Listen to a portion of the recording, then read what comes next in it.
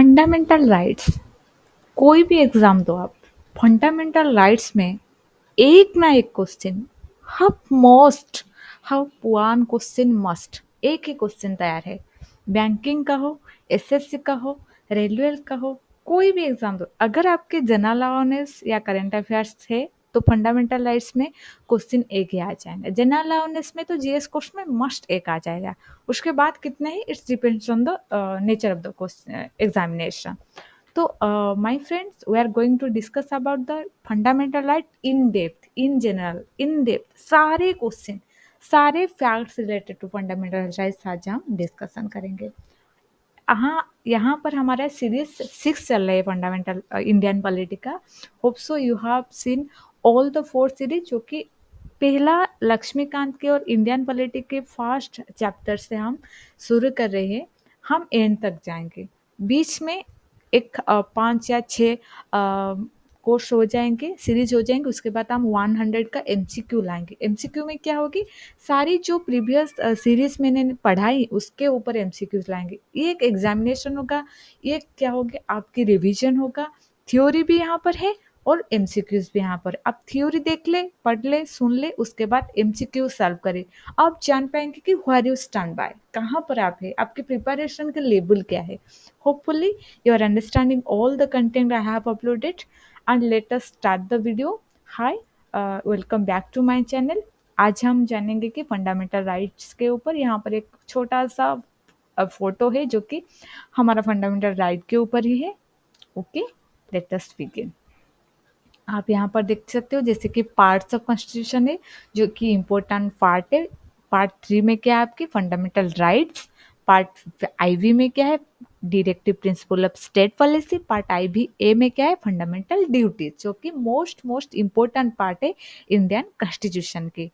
तो हम fundamental right को क्या कहते हैं, मांगना करता ऑफ इंडिया, जो कि सबसे इम्पोर्टेंट है कॉन्स्टिट्यूशन के लिए, इंडियन सिटीजनशिप के लिए, इंडियन लोगों के लिए, इंडियंस के लिए। तो पार्ट 3 में कौन से आर्टिकल में है ये, अगर हम देखें पार्ट 3 में आर्टिकल 12 से आर्टिकल 35, ठीक है। ये क्वेश्चन यहाँ पर आपको ऐसे ही आता है, मांगना करता इंडिया का, इंडियन कॉन्स्टिट्यूशन का, इंडियन का क्या है, तो वो हो जाएगी आपकी फंडामेंटल राइट्स। ठीक है, ये लिख लो एक बार नोट में।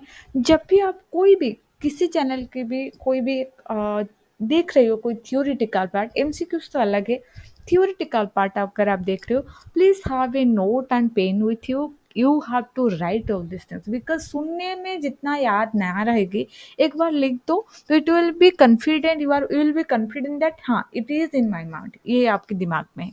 ठीक है, शॉर्ट नोटिस है ये। पार्ट 3 में है क्वेश्चन, बहुत बार ये क्वेश्चन है एमसीक्यू से इम्पोर्टेंट।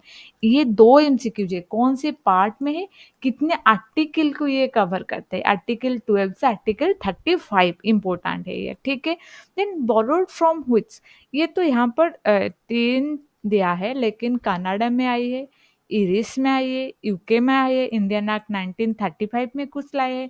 तो ये यहाँ पर बहुत जगह से हमने बोरोड करी है। तो बी आर अम्बेडकर ने बताई, ये कोई गलत बात नहीं है कि हमने सारी अच्छी चीज इंडिया के, सॉरी सॉरी सारी वर्ल्ड के सारे जितने भी कॉन्स्टिट्यूशन है, उनमें से सारी अच्छी चीज गुड वाइब ने हमने रैंचकिंग किया है, लाई है उनमें से, ये कोई बुरी बात नहीं है। ठीक है, देन कैन बी सस्पेंडेड, या ये एक जैसे कि एक झलक है, हम कितने कितने जानेंगे उसके बारे में। कैन बी सस्पेंडेड कभी हो सकता है, नहीं, हाँ हो सकता है, लेकिन कितने, 20 या 21 को छोड़कर हम सस्पेंड कर सकते हैं। कौन से टाइम में, इमरजेंसी, इमरजेंसी के बारे में भी हम पढ़ेंगे। ठीक है, fundamental rights are available to citizens, not for foreigners, लेकिन फॉरेनर्स के लिए भी अवेलेबल है कुछ आर्टिकल्स, वो भी हम जानेंगे। ठीक है, उसके बाद फंडामेंटल राइट्स में और क्या है हम देखेंगे। अगर राइट टू इक्वालिटी, इसको हम इन डेप्थ जानेंगे। राइट टू इक्वालिटी में क्या क्या है, कितने आर्टिकल से, 14 से 18 तक। द राइट टू फ्रीडम इसमें 19 से 21 तक, ये आप स्क्रीनशॉट करके ले जाना, मैं एक बार दिखा दूंगी आपको। राइट एग्नेस्ट एक्सप्लॉयटेशन के कौन से आर्टिकल में, आर्टिकल 23 एंड 24 में है। The right to freedom of religion 25 से 28 तक है आपको। कल्चरल एंड एजुकेशनल राइट आपके पास है 29 and 30। Right to constitutional remedies article 32। हो गया एक बार। ओके, मैं एक बार इसको स्मॉल कर देती हूँ, आप एक बार इसका स्क्रीनशॉट ले जाना, ठीक है। हाँ, ये हो गया। पहले हमने जान लिया यहाँ पर कौन से पार्ट में है आर्टिकल, कौन से पार्ट में है फंडामेंटल राइट्स, कितने आर्टिकल्स को ये कवर करते हैं 12 से 35 तक, क्या क्या फंडामेंटल राइट्स है, जैसे कि right to equality, right to freedom, right against exploitation, right to freedom of religion, cultural and educational right, right to constitutional remedies. कितने हो गए, 3 एंड 3 6। लेकिन ओरिजिनल कॉन्स्टिट्यूशन में हमारा 7 फंडामेंटल राइट था, जो कि राइट ऑफ प्रॉपर्टी था, वो हमारा अभी अभी नहीं है यहाँ पर, वो भी हम जानेंगे। ये एक आपके एक झलक कि हम क्या क्या अभी इस वीडियो में पढ़ने जा रहे हैं। Fine, okay, let us start. Features of fundamental rights, हम देखेंगे कि फंडामेंटल राइट्स का क्या क्या फीचर्स है, ठीक है। पहले तो हम यहाँ पर जान लिया कि पार्ट 3 में हमारा फंडामेंटल राइट है, लिख लो एक बार। पार्ट 3 में है कॉन्स्टिट्यूशन की 12 से 35 तक हमारा आर्टिकल को कवर कर रखा है। 12 से 35 तक ये है, ठीक है। हमारा बहुत सारे चीज़ हमने लाई हैं, जो कि इसको हम क्या कहते हैं, मागना करता, मागना करता ऑफ इंडिया, भारत के मागना करता कहते हैं इसको, ठीक है। तो हम इसका फीचर्स देखेंगे। अवेलेबिलिटी, फीचर्स क्या है, गुण है, कैरेक्टरिस्टिक्स है, इसका नेचर से, प्रकृति है क्या, कैरेक्टरिस्टिक्स हम कह सकते हैं। Some of them are available to only citizens while others are available to persons whether citizens, foreigners, legal person like corporation or companies। Okay, कुछ ऐसे फंडामेंटल राइट है जो कि सिर्फ सिर्फ ओनली सिटीजन्स के लिए है, वो फॉरेनर्स यूज नहीं कर सकते, ठीक है। ये हो गया। They are not absolute but qualified, ये एब्सोल्यूट नहीं है, ऐसा नहीं है कि ये सिर्फ है, इसको कोई भी चेंजेस नहीं कर सकता। हुआ है ना, इमरजेंसी के टाइम पर हम उसको डिजल्व कर सकते हैं, डिजल्व कर सकते हैं इमरजेंसी के टाइम पर, तो ये एब्सोल्यूट नहीं है, ठीक है। ये क्वालिफाइड है नेचर। नेगेटिव है, नेगेटिव का मतलब क्या है, जैसे कि most of them are available against the arbitrary action of the state। Soft expression like जैसे कि हमने कह दिया कि प्राइवेट इंडिविजुअल एक्शन अगर हो गया, कुछ चीज़ को हम लीगाली या हम इसको क्या कहते कंस्ट्रेंट करते, तो नेगेटिव का मतलब यहाँ पर ये कि सारे फंडामेंटल राइट पॉजिटिव इनका नेचर है, जैसे कि right to expression, right to life, ऐसा कुछ हो गया। वो राइट टू एक्सप्रेशन का मतलब ये नहीं कि मुझे जो कुछ चाहे मैं वो कह सकती हूँ, मैं कुछ अगर कुछ गलत बता दी तो मुझे पनिशमेंट मिल जाएंगे, ये एक नेगेटिव फीचर्स है। गारंटेड बाय, किसके, कौन फंडामेंटल राइट को, सुप्रीम कोर्ट। अगर आपके कोई फंडामेंटल राइट को वायोलेट करते, तो आप डायरेक्ट कोई भी कोर्ट ना जाकर सुप्रीम कोर्ट में अप्लाई कर सकती हो, ठीक है। डायरेक्ट आपके पास लीगालिटी, आप डायरेक्ट सुप्रीम कोर्ट जा सकती हो। अगर आपको कोई प्रॉपर्टी का इश्यू हो, तो आप डायरेक्ट सुप्रीम कोर्ट ना जाकर आप हाई कोर्ट में या कोई डिस्ट्रिक्ट जज कोर्ट में, आप डिस्ट्रिक्ट सेशन कोर्ट में अप्लाई कर सकते। लेकिन अगर आपके कोई फंडामेंटल राइट वायोलेट हो, आप डायरेक्ट सुप्रीम कोर्ट जाओगे, क्योंकि ये गारंटेड करता है Supreme Court. Supreme Court is the protector of our fundamental right, हम ये भी कह सकते हैं। कैन बी सस्पेंडेड, जैसे कि इमरजेंसी के टाइम पर, वार के टाइम पर सस्पेंडेड हो सकती है। अदर्स में क्या है, जैसे कि हमने चेंजेस कुछ किया है, कुछ अमेंडमेंट कर रखा है, कुछ ऐड कर रखी है, वो है हमारी अदर्स का चेंजेस, ठीक हो गया। यहाँ पर आ गया हमारा important part, okay. Right to equality which is the one most, सारे fundamental right is important for all of you and you have to remind all this thing। Remind कैसे करें, आपको बताओगे कि मैम ये तो बहुत बड़ा है, जैसे कि 12 से 35 तक ये लंबा है, इतने सारे आर्टिकल्स, आर्टिकल्स के सब आर्टिकल हम कैसे याद रखें? नहीं, आपको सारी चीज़ याद रखना है, वो तो इम्पोर्टेंट है, आप रखो, क्योंकि अगर एक बार आप समझ लो कौन से आर्टिकल में कितना है, एक बर्डर थीम, राइट टू इक्वालिटी में क्या है, कितने आर्टिकल है, क्या क्या चीज़ें, राइट टू फ्रीडम में क्या है, right to freedom of religion में क्या है, एजुकेशनल कल्चरल राइट में क्या है, एक right to remedies, constitutional remedies में क्या है, तो आपको एक बार समझ में आ गया तो रटने की कोई ज़रूरत नहीं। 2-3 बार पढ़ लो, वो दिमाग में खुद ही आ जाएँगे कि क्या-क्या चीज़ है। समझ में आ गए? ठीक है। हमारा पहला राइट क्या है? Right to equality. Equality of कितने आर्टिकल में है ये? 14 से 18 तक। ठीक है? 14 से 12 article is constitute right to equality. Then पहला हम सब आर्टिकल क्या है? यहाँ पर जो भी रेड में है, वो सबसे सबसे most very very very very important है। वीवीआईपी क्वेश्चन है।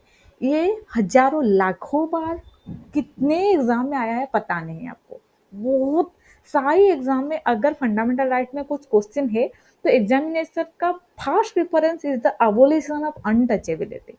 ठीक है, तो इसको हमने रेड कर दिया, ये डेंजर जोन में है। नहीं, डेंजर नहीं, इम्पोर्टेंट है। ठीक है, इक्वालिटी बिफोर लॉ।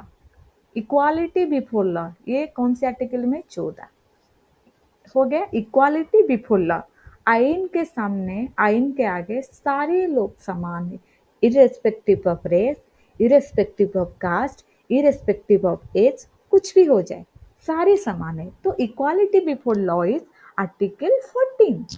ओके, आपकी एक। Then prohibition of discrimination. Discrimination के क्या है?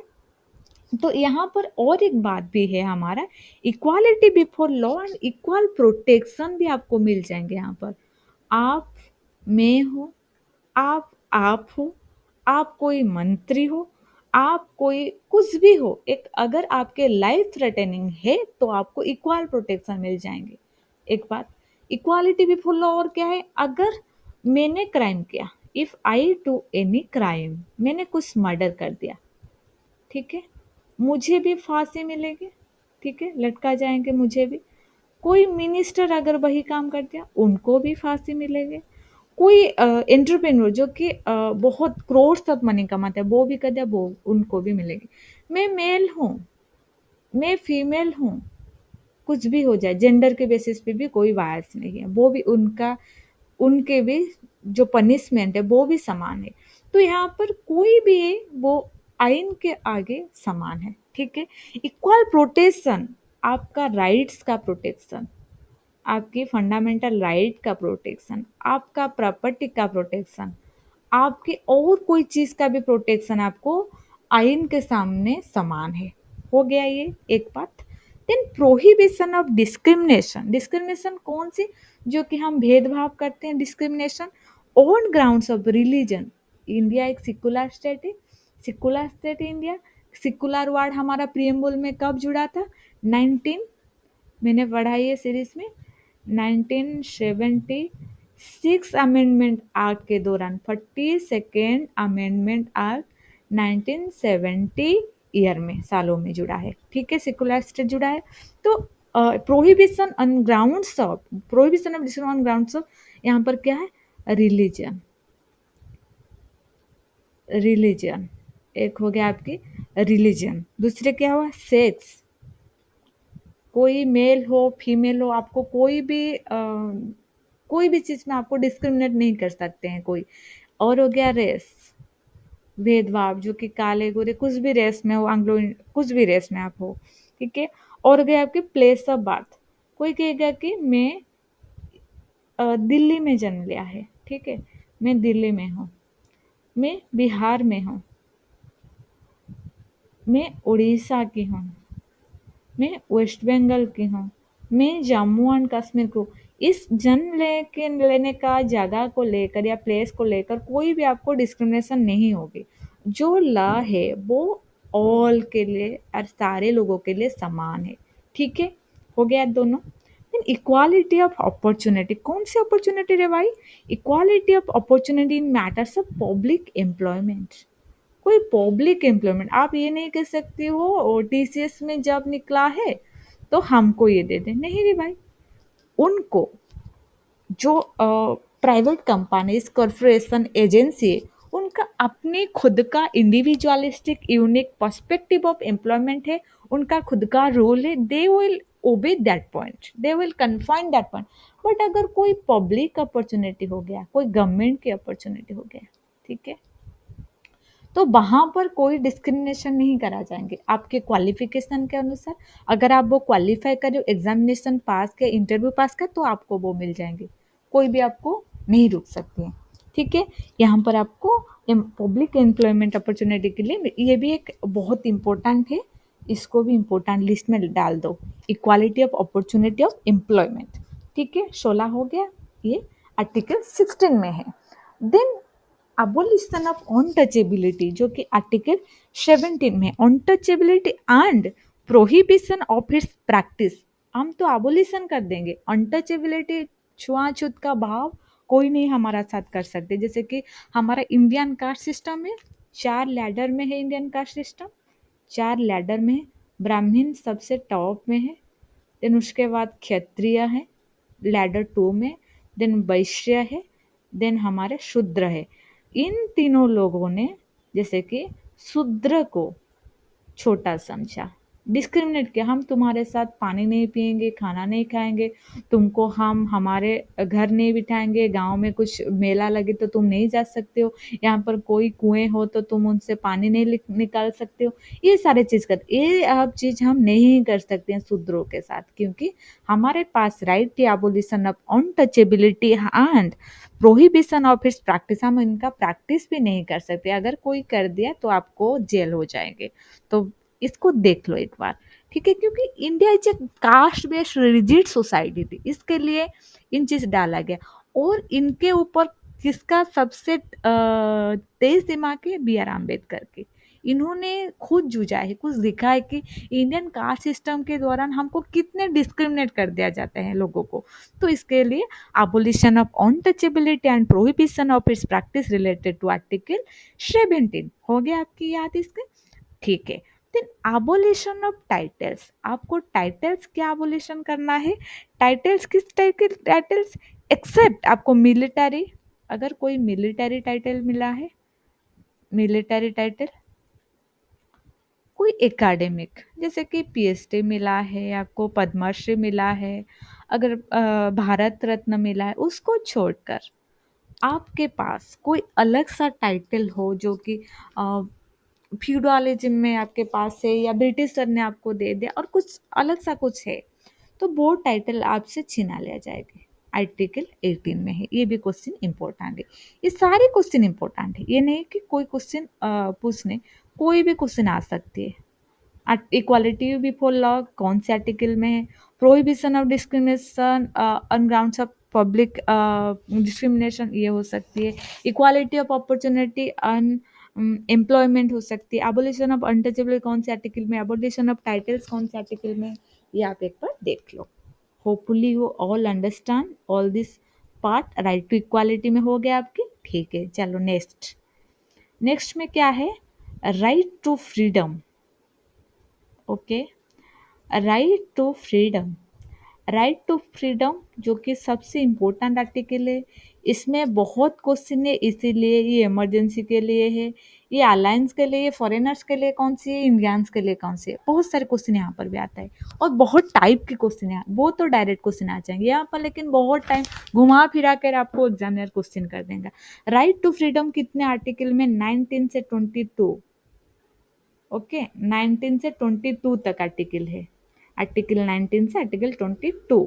देन पहला राइट हमारा क्या है आर्टिकल 19 में, protect of six right, okay, protection of six right, six right क्या है यहाँ पर आपके यहाँ पर, protection of six right, 6 right को आपको यहाँ पर प्रोटेक्शन दिया था, वो सिक्स राइट है क्या, पहला हम देखेंगे असेंबली, असेंबली हम कहाँ पर बैठ सकते हैं, कहाँ पर हम कोई मेला लगा सकते हैं, असेंबली कर सकते हैं, असेंबली, पहला हो गया असेंबली, ठीक है। दूसरा क्या, एसोसिएशन, हम एसोसिएशन बना सकते हैं, हमको कोई नहीं रोक सकता, association for development, association like NGO, civil society, assembly, association and movement. Non violent movement, हम तो वायलेंट नहीं कर सकते, हम कहाँ पर भी जा सकते। मूवमेंट, ठीक है, मूवमेंट का मतलब गतिशील, हम कहाँ पर भी जा सकते। रेसिडेंट, हम कहाँ पर भी घर खरीद सकते हैं, रह सकते हैं। रेसिडेंस, रेसिडेंस, ठीक है। और देन रह गया प्रोफेशन, हम कोई भी प्रोफेशन चूज कर सकते हैं। प्रोफेशन, ठीक है। पहला हो गया assembly, association, movement, residence and profession. ये हो गया हमारा 6 राइट जिसको आर्टिकल 9 ने प्रोटेक्शन दिया है। समझ में आ गया। देन सेकंड सब सेक्शन में क्या है आपकी, सेकंड सब सेक्शन में protection of protection of protection in respect of conviction of offence, जो कि हमारा आर्टिकल कितने में है, आर्टिकल 20 में है। ये क्या है, protection in respect of conviction for offence. अगर कोई हमको कोई गाली गलौज करे, कोई बदतमीज से बर्ताव करे, तो हम इन रिस्पेक्ट हम 20 आर्टिकल के दौरान हम उसको सजा दे सकते हैं। हम इसको हम, ये हमारे राइट से, इस कौन से आर्टिकल में लिखा है, आर्टिकल 20 में, 20 में। Then protection of life and personal liberty, हमारा जीने का अधिकार है, खुद का स्वतंत्रता के अधिकार है। ये बहुत बार क्वेश्चन में आया है, 21, ठीक है, हो गया इतने। देन आपकी right to elementary education which is one of the most important question है, जो कि मैंने सी के अंदर आती है इसलिए सी आई लिख दिया, जो कि ऑल अलग सा नहीं, इसका एक पार्ट है। राइट टू एलिमेंटरी एजुकेशन जो कि 21A, ठीक है, ये 21 है, ये 21 एक और एक शेड्यूल क्लॉज जोड़ दिया गया 21A में है, जो कि एलिमेंटरी एजुकेशन 6 से 14 साल को जो बच्चे को हम पढ़ाएंगे, कोई भी पेरेंट्स उनको पढ़ाने के लिए मना नहीं कर सकते। राइट टू एलिमेंटरी एजुकेशन, ये तो फ्री एंड कंपलसरी, ये तो फ्री है, ये फ्री है एंड कंपलसरी है। कंपलसरी, आप पढ़ो ही पढ़ोगे, आप खुद भी मना नहीं कर सकते हो पढ़ने के लिए, ठीक है। Then protection against arrest and detention, कोई भी गलत तरीके से आ जाए, आपको अरेस्ट कर ले, ये नहीं हो सकती, नहीं हो सकते, और कोई डिटेंशन कर ले, तो आप खुद का राइट है आपके पास आर्टिकल 20 में, आप इसके दौरान आप खुद कोर्ट में अप्लाई कर सकते हो बेल के लिए, कुछ भी, ठीक है। तो ये हो गया आपके राइट टू फ्रीडम के लिए, right protect of six right. Right क्या है आपकी, assembly, association, movement, profession and residence, हो गया। Right protection respect of conviction of offence कोई कर दिया, protection of life of personal liberty 21 हो गया। राइट टू एलिमेंटरी एजुकेशन है, जो कि बहुत बहुत इंपॉर्टेंट है, 21A में है आपकी। Protection against arrest and detention 22 में है। ये हो गया राइट, 2 गया, और 3 में है क्या, okay. Right against exploitation article 23 and 24, ये 2 आर्टिकल में है राइट अगेंस्ट एक्सप्लॉयटेशन, 2 ही है हमारे यहाँ पर। क्या क्या है वो देखेंगे हम, okay. Prohibition of traffic of human being and force labour 23 में आपको चालान कर जाती है। जैसे कि लोगों को यहाँ से ले गया, बांग्लादेश में बिक दिया, कोई भी इलीगली कंट्री में बिक दिया, तो वहाँ पर उनको अत्याचार कर रहे थे, एक्सप्लॉयटेशन कर रहे थे, वो जो ह्यूमन ट्रैफिकिंग हो रही है उनको हम प्रोहिबिशन करते। ग्राउंड कितने में, आर्टिकल में, आर्टिकल 23। और फोर्स लेबर, अब जैसे कि बहुत ही करना, जिसके कोई आपको पैसा नहीं मिल रहा है, कुछ भी नहीं मिला, लेकिन फोर्सफुली आपको लेबर में डाल दिया गया, तो वो भी यहाँ पर, वो यहाँ क्यों आर्टिकल यहाँ पर है, क्योंकि ये चीज़ समाज में होता है, सोसाइटी में, इसलिए is there in the constitution, आपको अधिकार को बनाए रखने के लिए। Then prohibition of employment of children in factories, जो आर्टिकल 24 में, which is also one of the most important, ये आपकी इंपॉर्टेंट आर्टिकल है, बहुत बार क्वेश्चन में। चिल्ड्रेन को जैसे कि 14 वर्ष से पूर्व अगर कोई फैक्ट्री में आप डाल दिया जाए, जहाँ पर केमिकल फैक्ट्री, कोई ऐसे फैक्ट्री जो कि खतरा है, वहाँ पर डेंजरियस है, तो आप नहीं डाल सकते हो वहाँ पर बच्चे को, क्योंकि उनको पढ़ाई का टाइम है, एक बार, एक तो उनके लाइफ के ऊपर एक डेंजर है। तो आप prohibition of employment of children, कहीं अगर आप देख रहे हो को कोई फैक्ट्री में इलीगली तरह का ऐसा कोई बच्चे को वहाँ पर एम्प्लॉयमेंट दिया है कोई, या काम करे, वो आप कंप्लेन कर सकते हो, ठीक है। Prohibition of employment of children in factories. हो गया आपको आर्टिकल, सॉरी, आपकी right number 3। Then right to freedom of religion number 4 में आपके पास है। नंबर 4 में आपके पास है पहला राइट, ये भी बहुत इंपॉर्टेंट है। आर्टिकल 25 से 20, ये क्वेश्चन पूछ लेते हैं कि कौन सी आर्टिकल, कितने कितने आर्टिकल में है right to freedom of religion, कितने कौन से आर्टिकल में। तो आपको ये लिखना है कि 25 से 28 जो ऑप्शन है वो चूज करनी है। Then freedom of article sub section में क्या है, freedom of conscience, free profession, practice and propagation of religion. कोई भी रिलीजन आप चूज कर सकते हो, कोई भी रिलीजन आप प्रोफेस कर सकते हो, कोई भी रिलीजन का आप कुछ भी, आप क्रिश्चियन हो सकते हो, आप हिंदू हो सकते हो, आप बुद्धिस्ट हो सकते हो, जैनिस्ट हो सकते हो, जोरास्ट्रियन हो सकते हो। कोई भी रिलीजन आपके ऊपर डिपेंड कर, there is no state religion. जैसे कि मैंने बताया 1976 19 सॉरी, यहाँ पर 1976 42nd अमेंडमेंट एक्ट के दौरान India is a secular state ये जुड़ा दे गए। लेकिन ये ओरिजिनली थी हमारे यहाँ पर, जो right to freedom of religion originally थी आर्टिकल इंडिया में कॉन्स्टिट्यूशन में है आपकी, ये है 25 में। देन 26 में आपकी क्या है, freedom to manage religious affairs. हमारे पास कोई भी रिलीजियस अफेयर हम क्या करें क्या नहीं करें, हमारे पास वो चीज़ है। लेकिन हम और किसी को कम्युनल राइट्स का भी हमारे पास है, जैसे कि हिंदू मुस्लिम यूनिटी होने चाहिए, या आप अपनी करो, वो अपनी करेंगे, कोई बीच में कंफ्लिक्ट नहीं करेंगे, वो फ्रीडम ऑफ रिलीजियस अफेयर 26 में है। Then freedom of payment of taxes for religious promotion. अगर हम रिलीजियस प्रमोशन कर रहे हैं, हमको टैक्सेस नहीं देना है, वो हमको कोई क्या कंपल्सन नहीं है वो, आर्टिकल 27 में।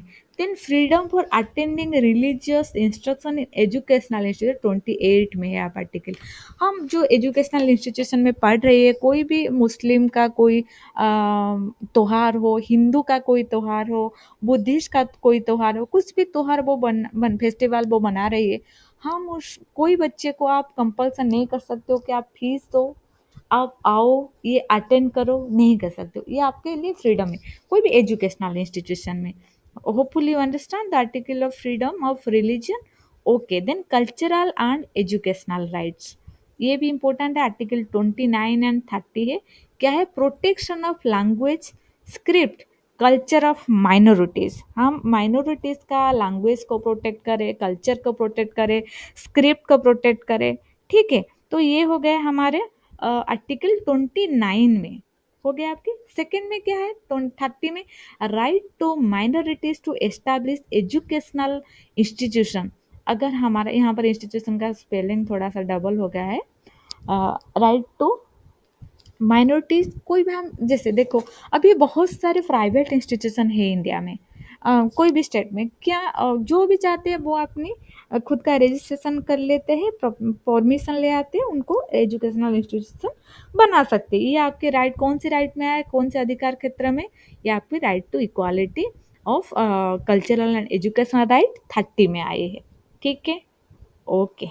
देन हमारा लास्ट राइट, जो कि soul of the fundamental right और इंडियन कॉन्स्टिट्यूशन के, right to constitutional remedies, right to constitutional remedies article 32, ये तो सबसे इम्पोर्टेंट है, बहुत बार क्वेश्चन में आया है।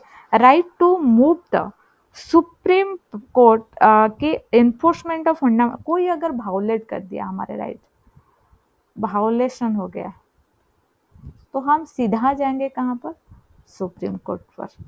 ये सुप्रीम कोर्ट क्या करेंगे उसको, वो वहाँ पर है रीट्स लगाएंगे। ठीक है, अध्यादेश जारी करेंगे। अध्यादेश क्या है, अध्यादेश 6 टाइप ऑफ रीट है। ठीक है, सॉरी 5 टाइप का रीट है, 6 नहीं, 5 टाइप ऑफ रीट्स है। रीट क्या है, अध्यादेश जारी करेंगे, रोक लगाएंगे, वो अगर हम कह सकते हैं क्या है। एक एक में हेबियस कर्पस, देख लो, हेबियस, सॉरी सॉरी, रीट 5 है। एक में habeas corpus, habeas corpus, habeas corpus, habeas corpus, एक है हाबियस कर्पस। सेकंड में क्या है? मांडामस, मांडामस,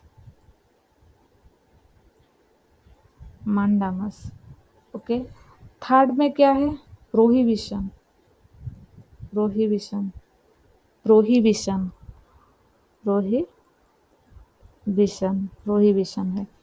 फोर्थ में क्या है आपकी? सेट्यूररी, सेट्यूररी, सेट्यूररी, फिफ्थ में क्या है? Quo warranto, quo warranto, warranto. ठीक है। ये आर्टिकल 32 में आपके इतना रीट या अध्यादेश जारी करके सुप्रीम कोर्ट अपनी खुद की क्या करेंगे? जो अगर कोई भी फंडामेंटल राइट को वायलेंट कर रही है, वायलेंस हो गया है, तो उनको वो रोक लगाएंगे। ठीक है। ओके। ओके। फंडामेंटल राइट में और क्या है आपके?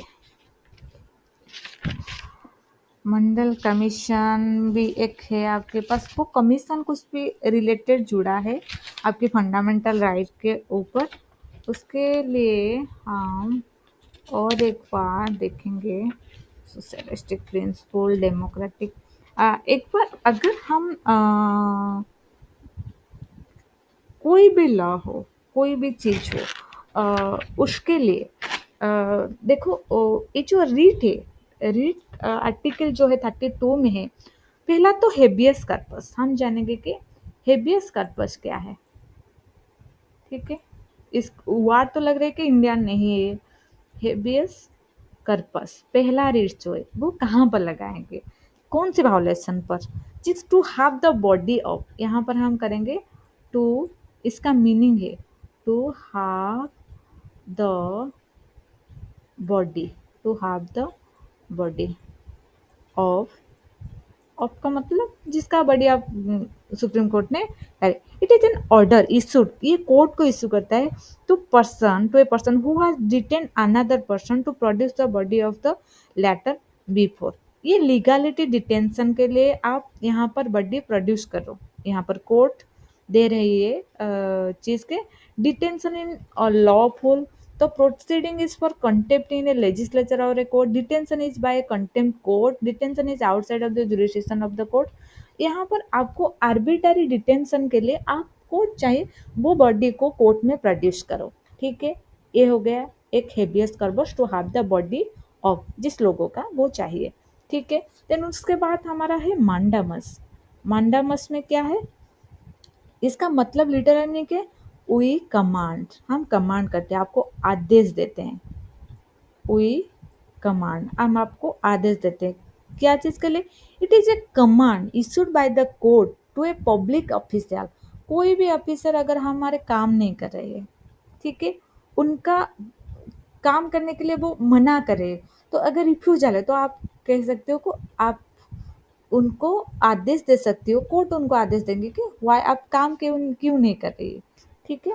ये हो गया आपके मंडामस। Then prohibition. प्रोहिबिशन में क्या है आपके? इसका मतलब टू फॉरबिड, रोकना, रोक लगाना है यहाँ पर। It is issue the higher court to the lower court और tribunal to prevent the latter from latter proceeding jurisdiction. इनका मतलब अगर कोई लोअर कोर्ट ने एक ट्रिब्यूनल ने कुछ राय दे दिया, उनके ऊपर ये प्रोहिबिट करते हैं, इनको ऊपर ये फॉरबिड करते हैं, नहीं रोक लो, अभी रोक लो, हम देखेंगे उसके ये लिए। ठीक है। सेट्यूरारी। सेट्यूरारी का मतलब to be certified, to be certified, certified, to be certified मतलब, और टू बी इन्फॉर्म, आपको यहाँ पर इन्फॉर्म करना है किसी को। It is issue by the higher court, एक लोअर कोर्ट और ट्रिब्यूनल को देते हैं ट्रांसफर करने। कोई केस अगर पेंडिंग है, कोई केस अगर पेंडिंग है, ये आपको सर्टिफाई करना है और इन्फॉर्म करना है क्यों वो केस अभी तक पेंडिंग है। ठीक है। ये हो गए आपके सारी फंडामेंटल राइट्स, उनके साथ जुड़े सारे फैक्ट, और कौन से फंडामेंटल राइट आपके लिए इम्पोर्टेंट है और कौन से पार्ट में आपको ज़्यादा से ज़्यादा क्वेश्चन आते हैं, वो हो गया कौन से पार्ट में कितने आर्टिकल किस फंडामेंटल राइट से जुड़ी है। Hopefully this video will be immensely helpful, क्योंकि इस वीडियो में बहुत सारे क्वेश्चन आता है। पार्ट कि कौन से पार्ट में है आर्टिकल, कौन से पार्ट में है फंडामेंटल राइट, कि कौन से आर्टिकल के कौन सी फंडामेंटल राइट से जुड़ी है। और जैसे कि फंडा राइट्स टू जैसे कि अनटचेबिलिटी जो है, फंडामेंटल प्रोहिबिशन ऑफ अनटचेबिलिटी है, प्रैक्टिस है। और राइट टू एलिमेंटरी एजुकेशन है 21 ए में। वो क्वेश्चन सबसे इम्पोर्टेंट पार्ट है आपके लिए। और राइट टू पर्सनल रिमेडी जिसको कहते हैं कि सोल ऑफ फंडामेंटल राइट कहते हैं उनको। जैसे कि प्रोटेक्टर फंडामेंटल राइट के कौन है, वो क्वेश्चन आते हैं जो कि सुप्रीम कोर्ट ऑफ इंडिया कौन से रीट इशू करते हैं, कितने रीट, 5 रीट इशू करते हैं, क्या क्या रीट वो है, हेबियस कर्पस, मांडामस, प्रोहिबिशन, सेट्योरारी, ये जो सारे हो गए, इसका मतलब क्या है, कौन सी पार्ट में क्या प्रोहिबिशन या रेट वो सुप्रीम कोर्ट लगाते हैं, किसको लगाते हैं, उनका जो मीनिंग है उस वो क्या है, वो सारे पार्ट आप एक बार पढ़ लो। इस वीडियो को एक बार देख लो, उसके बाद नोट बनाओ, क्या क्या क्वेश्चन इंपॉर्टेंट है मैंने उनको आपको बताया, वो चीज़ देख लो। इसके बाद हम क्या पढ़ेंगे फंडामेंटल राइट के बाद मैं आपको बता देती हूँ। जो आर्टिकल सॉरी जो सीरीज ये 5 है 6 आएगा, वो directive principle of state policy जो कि बहुत इंपॉर्टेंट है। मैं सोच रही हूँ को directive principle of state policy लाने से पूर्व मैं एक एमसीक्यू सीरीज आपको कर दूँ 100 के, उसके बाद तो हमारा कल की जो सीरीज आएंगे वो आएंगे एमसीक्यू सीरीज। इसका नेक्स्ट सीरीज एमसीक्यू सीरीज है। Hope you understand the concept. Hope you remember the articles. Hope you remember all the concept here. Otherwise ये नहीं हो पाए तो एक बार, दो बार, तीन बार वीडियो को देखो, नोट बनाओ, नोट को पढ़ लो, एक बार ठीक हो जाएंगे। अगर इस वीडियो आपको अच्छे लगे प्लीज़ मेरे चैनल को सब्सक्राइब करना, शेयर एंड वीडियो को लाइक जरूर करना, इसको भूलना मत। इसको मुझसे बहुत इनकरेज मिलेंगे कि आपके लिए और अच्छे सा कंटेंट लाओ, वीडियो बनाओ। Wish you all the best, have a nice day.